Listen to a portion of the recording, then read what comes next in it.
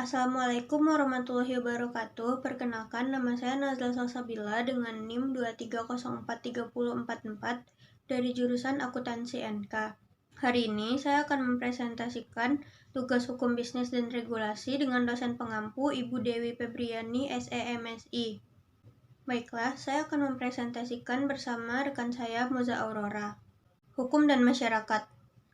Hukum menurut JCT Simorangkir dan Warjono Sastropranoto adalah peraturan yang bersifat memaksa yang menentukan perilaku manusia dalam bermasyarakat yang dibuat oleh badan resmi berwajib, dan pelanggaran terhadap peraturan ini berakibat diambilnya tindakan seperti hukuman.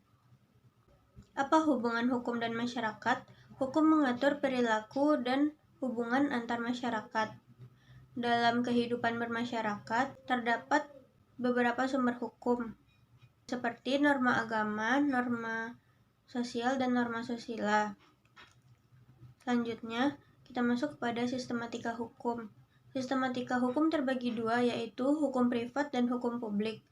Hukum privat terbagi menjadi hukum perdata dan hukum dagang. Hukum perdata adalah hukum antar anggota masyarakat yang satu dengan yang lainnya dengan menitik beratkan kepentingan seseorang.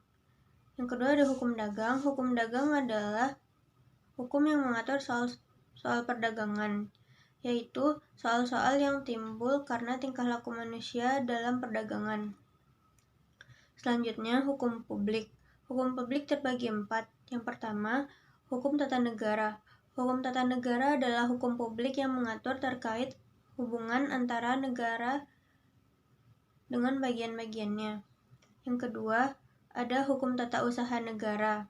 Hukum tata usaha negara adalah hukum publik yang mengatur tentang tugas dan kewajiban para pejabat negara secara administratif.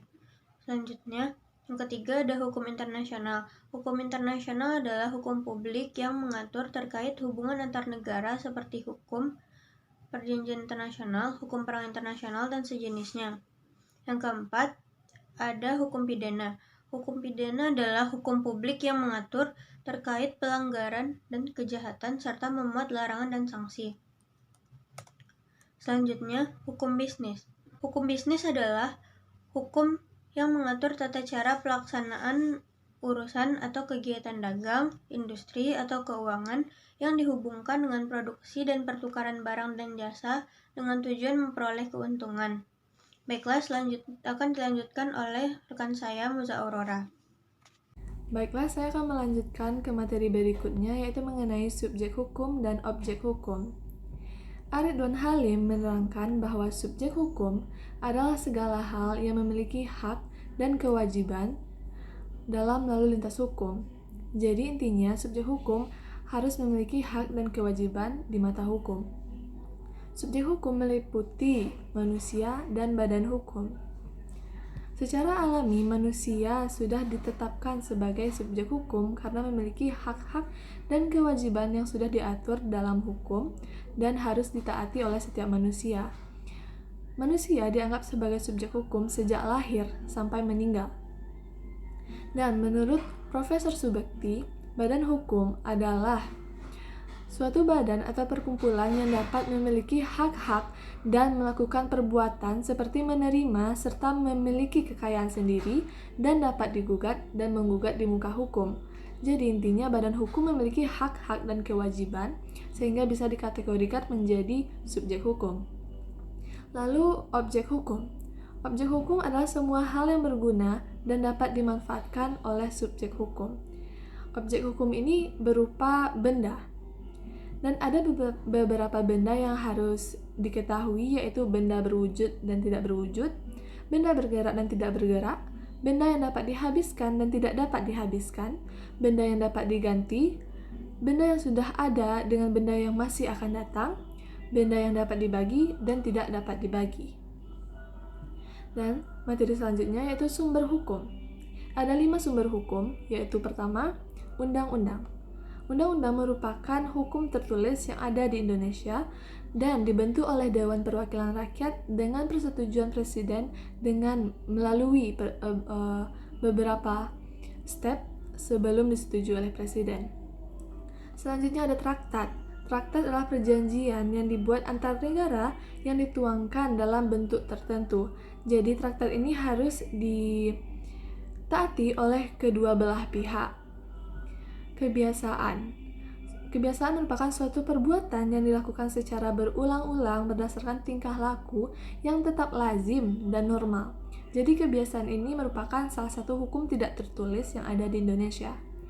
Sumber hukum berikutnya yaitu jurisprudensi.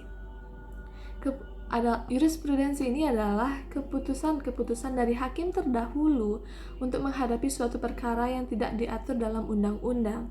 Jadi jurisprudensi ini berdasarkan pada keputusan hakim terdahulu mengenai suatu masalah yang keputusan tersebut bisa dipakai kembali oleh hakim sekarang ketika menyelesaikan masalah yang serupa dengan masalah terdahulu yang melibatkan keputusan hakim terdahulu tadi. Dan selanjutnya yaitu doktrin. Doktrin merupakan suatu pernyataan yang dituangkan ke dalam bahasa oleh semua ahli hukum. Jadi doktrin ini berasal dari ahli-ahli hukum yang sudah berdiskusi mengenai suatu pernyataan atau peraturan. Selanjutnya yaitu sistem hukum Indonesia. Dalam Undang-Undang Dasar 1945, Pasal 1 Ayat 3, telah dijelaskan bahwa negara Indonesia adalah negara hukum. Lalu hukum adalah undang-undang yang dibuat dan ditegakkan melalui lembaga sosial atau pemerintah untuk mengatur perilaku masyarakat. Atau dengan kata lain, hukum adalah kumpulan peraturan yang diterapkan dalam kehidupan masyarakat. Lalu, apa sih tujuan hukum? Tujuan hukum adalah melindungi kepentingan manusia dari bahaya, mengatur hubungan antara sesama manusia, mewujudkan kebahagiaan sebesar-besarnya, dan hukum menjadi sarana untuk memelihara dan menjamin ketertiban di suatu negara. Lalu unsur hukum.